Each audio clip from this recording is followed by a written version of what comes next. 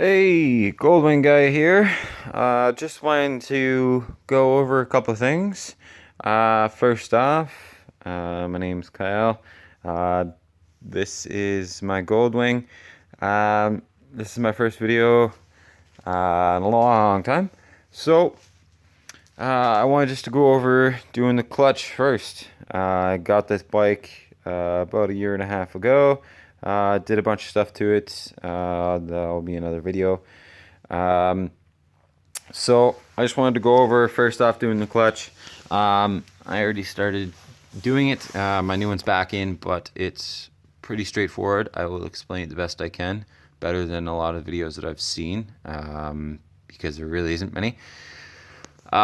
First off, I jacked the bike up and put its axle stands underneath the back, just one on underneath the drive shaft there, and one underneath the rear trailing arm. Then I took the exhaust and the crash bar off. They come off together. Undid the front lower mount with the through bolt, as well as the rear mount, because I decided to take out this oil screen and pickup just to check the condition of it, make sure nothing was plugged. If you decide to take it off, this front bolt here, one of these little 8 mils, that has to be taken out with the cover, but to do that you have to pry the engine and frame apart the best you can to get it out and squeeze it out. Kind of a shit show.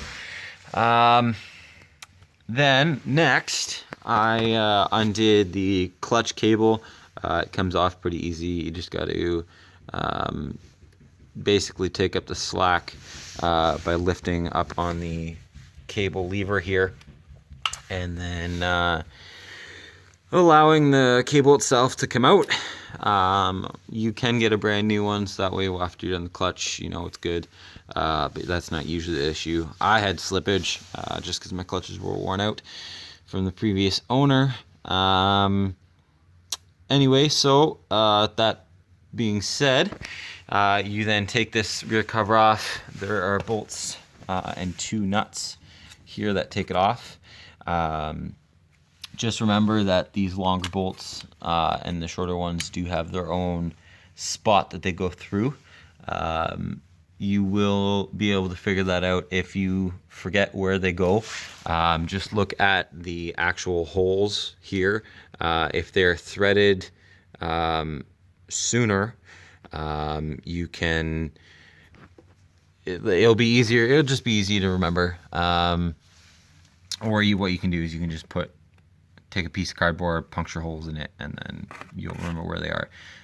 For me, I just remember that all these were on the top and these ones here are on the bottoms.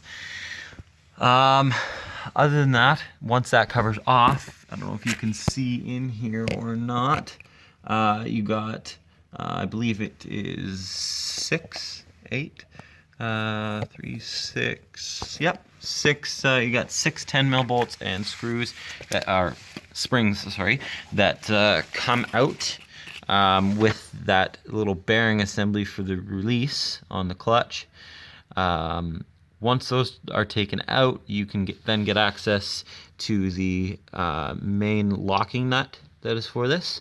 But remember, when you take these springs off, the plate itself, you have to undo them evenly in a, doesn't matter if it's clockwise, counterclockwise, but you should do it as a star pattern. That way there's no chance of it cracking or fracturing the actual plate, being that it is aluminum, and these bikes are older, so you don't know what kind of shape it is in. When you take it off, just make sure that you check the bearing, if need be, replace it.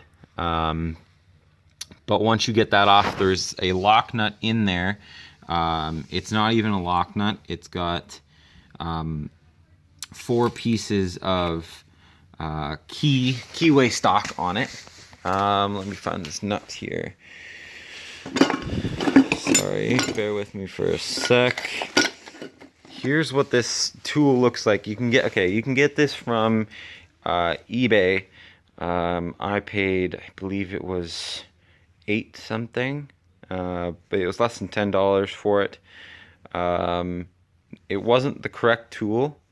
The correct one is, like, I believe it's a 26 millimeter, basically circle, with these 4 little pieces of stock on it. They're normally square.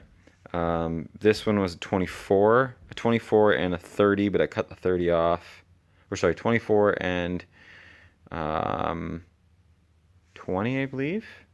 But I cut the other end off so I could fit a smaller socket in there since there's not much room. But this tool didn't work for me.